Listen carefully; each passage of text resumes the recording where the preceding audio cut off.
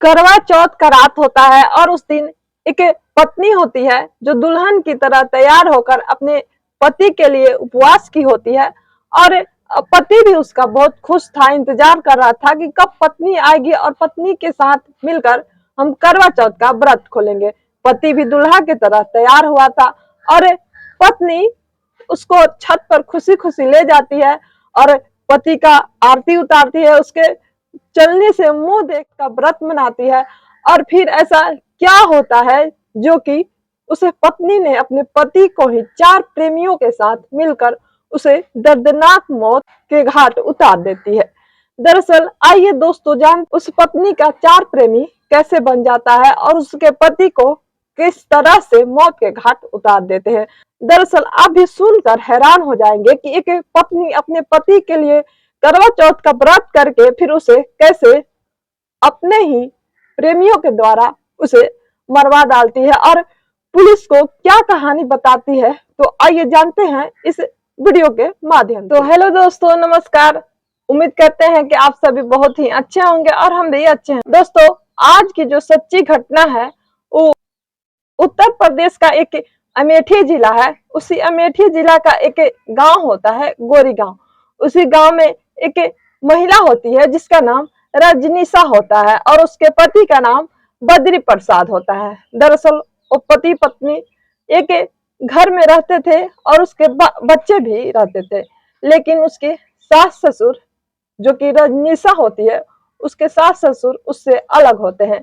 और वो पत्नी करवा चौथ के दिन करवा चौथ का व्रत रखती है, अपने पति के लंबी उम्र के लिए व्रत रखती है। उसका पति भी बहुत खुश होता है और उसी रात अचानक से उसके करवा चौथ मनाने के बाद जब अचानक से रात 11-12 बजे के बीच अचानक से उसके घर से आवाज आने लगता है बद्री प्रसाद का। गांव वाले उसके घर पहुंच जाते हैं, सोचते हैं कि आखिर क्या बात है, पूछते हैं तो रजनीशा बताती है कि कुछ नहीं, उनके थोड़ा सा पेट में दर्द हो गया है और हम उसे तुरंत ही हॉस्पिटल ले जाने वाले हैं। तभी गांव वाले वहां से लौट कर चले जाते हैं, सोचते हैं कि चलो आखिर पेट में कुछ दर्द हुआ होगा और उसे दवा ववा देकर रजनीशा ठीक कर देगी।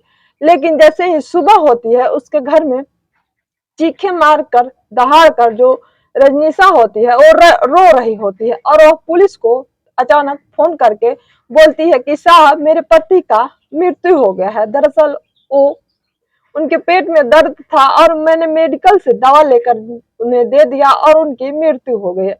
पुलिस वहां मौके पर पहुंच जाती है, लेकिन पुलिस जब उसे बॉडी को देखती है उसे तुरंत पोस्टमार्टम के लिए भेज देती है। जब पोस्टमार्टम के लिए बॉडी भेजा जाता है तो जो उसकी रंजीशा की जो सास होती है वो तुरंत पुलिस स्टेशन पहुंच जाती है और वो बताती है कि साहब कोई किसी पर शक नहीं कीजिए, बस जो मेरी बहू है वो ही मेरे बेटे को मरवा दी होती है।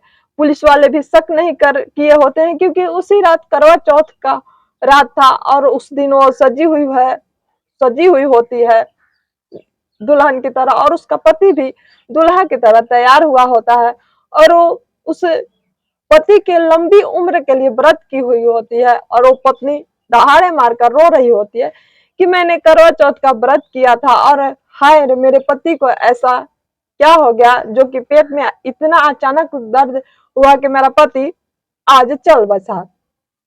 पुलिस वाले तुरंत उस पत्नी का मोबाइल के कॉल डिटेल निकालते हैं। जब कॉल डिटेल निकालते हैं तो उस कॉल डिटेल से पता चलता है कि जो पत्नी होती है वो 4 लोगों से हमेशा कॉल पर बात कर रही होती है। तुरंत पुलिस उस पत्नी को अरेस्ट करते हैं और पत्नी से पूछताछ जारी करते हैं। पहले तो पत्नी इधर उधर की बातें बताती है, लेकिन पुलिस जब अपने तरीका से पूछताछ करते हैं तो वो सारा बात बता देती है। दरअसल उसे पत्नी का जो रजनीशा होती है उसका एक बॉयफ्रेंड होता है जो कि शादी से पहले का ही, जिसका नाम सुभाष होता है। उस सुभाष शादी से पहले का ही उसका प्रेमी होता है और उस प्रेमी से वो हमेशा बातचीत करती थी। इसी वजह से बद्री प्रसाद उससे गुस्सा होता था, रजनीशा को मारता पीटता रहता था और उसे ना बात करने के लिए उसका मोबाइल भी छीन लिया होता है। जब उसका मोबाइल छीन लेता है तो जो उसके जो बद्री प्रसाद का गांव होता है, उसी गांव के बगल का एक लड़का होता है परमानंद। परमानंद से अपना नजदीकियां बढ़ा लेती है, परमानंद से नजदीकियां बढ़ाकर फिर उससे बातचीत करने लगती है। वो उसको मोबाइल दे देता है, वो छुपा कर रखती है। फिर उसके बाद एक और लड़का होता है जिसका नाम साहिल होता है, जो कि सुभाष का करीबी होता है। और जो सुभाष होता है वो डीजे का काम करता है, और उसी डीजे के काम वो जो साहिल होता है उसका वो काम संभाल होता है। और साहिल से भी वो रजनीशा बात करने लगती है, उसे संबंध बना लेने लगती है। जब बद्री प्रसाद को ये सब पता चलता है तो उसे अब रहा नहीं जाता, और उससे रोज मारपीट करता था, रोज समझाता था, रोज उससे गाली गलौज करता था। लेकिन रजनीशा अब तंग आ चुकी थी। अब अपने पति को रास्ते से हटाने के लिए एक षड्यंत्र रचा। उसने सोचा कि अगर हम किसी और दिन मारेंगे तो शायद सबको शक हो जाएगा, और इसीलिए वह करवा चौथ के रात ही वह चुना और अपने चारों प्रेमियों को फोन करके बुलाती है। और फिर जब करवा चौथ मना लेती है तो उसका जब पति सो जाता है उसी टाइम पर अपने प्रेमी को बुलाती है, फिर उसके साथ भी वो चारों के साथ करवा चौथ मनाती है। और करवा चौथ मनाने के बाद उसके पति जो सोया होता है जाकर अचानक से उसके छाती पर चारों लोग चढ़ जाते हैं और उसके मुंह को दबाने लगते हैं। जब वो अचानक से पति जो बद्री प्रसाद होता है वह चीखने चिल्लाने लगता है तो अड़ोस पड़ोस के लोग वहां चले आते हैं, जो कि रजनीशा पहले से ही बाहर खड़ी हुई होती है। और जो अंदर जो बद्री प्रसाद होता है उसे उसके मुंह और पैर उसके उसके गर्दन को दबाया जाता है, गला घोटा जाता है। तभी वह किसी प्रकार एक बार चीख देता है, तभी अगल बगल के लोग चले जाते हैं। तो रजनीशा कहती है कि कुछ नहीं हुआ है उनको, हम तुरंत उन्हें हॉस्पिटल ले जाने वाले हैं, उनके पेट में थोड़ी सी दर्द हो गई है। अड़ोस पड़ोस के लोगों ने सोचा कि हो सकता है पेट में दर्द हो गया होगा और रजनीशा ले जाएगी, क्योंकि आज शुक्र चौथ का दिन था और सभी लोग व्यस्त थे और अपने अपने घर पर चले गए। तभी रजनीशा भी वहां दौड़ी चली जाती है और उसके गर्दन को जकड़ लेती है, और जो चारों प्रेमी होते हैं उनके साथ मिलकर अपने पति की हत्या कर देती है। दरअसल जब वो पति की हत्या करके और पुलिस को फोन लगाकर कहती है कि वह रात को वो कहीं खेत के तरफ निकले थे और उनके पेट में अचानक से दर्द हो जाता है, और वो उधर से ही दवा लेकर खरीद कर किसी मेडिकल से आए थे, और वो जैसे ही मेडिकल से दवा खाए वैसे ही उनका मौत हो जाता है। दरअसल जो पोस्टमार्टम का रिपोर्ट आता है वो कुछ और आता है। दरअसल उसे बद्री प्रसाद का गला घोट कर हत्या किया जाता है।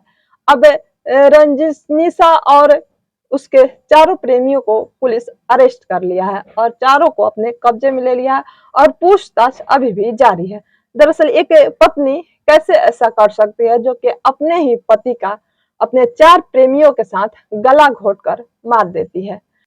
तो नमस्कार दोस्तों, अगर आपको ये वीडियो अच्छी लगी हो तो लाइक कमेंट शेयर जरूर करें दोस्तों, और आप ये वीडियो कहाँ से देख रहे हैं कमेंट में जरूर लिखें। दोस्तों वीडियो को पूरा देखें और लाइक सब्सक्राइब जरूर करें, क्योंकि दोस्तों वीडियो बनाने में बहुत ही ज्यादा मेहनत लगता है। और दोस्तों मैंने शायद 10-15 दिन से एक भी वीडियो नहीं डाली है, क्योंकि मेरा जो सेहत बहुत ही ज्यादा खराब था, इसलिए मैं वीडियो नहीं डाल पा रही। और अभी भी मेरा सेहत बहुत ही ज्यादा खराब है, लेकिन मैंने सोचा कि किसी तरह एक वीडियो डालूं आपके लिए।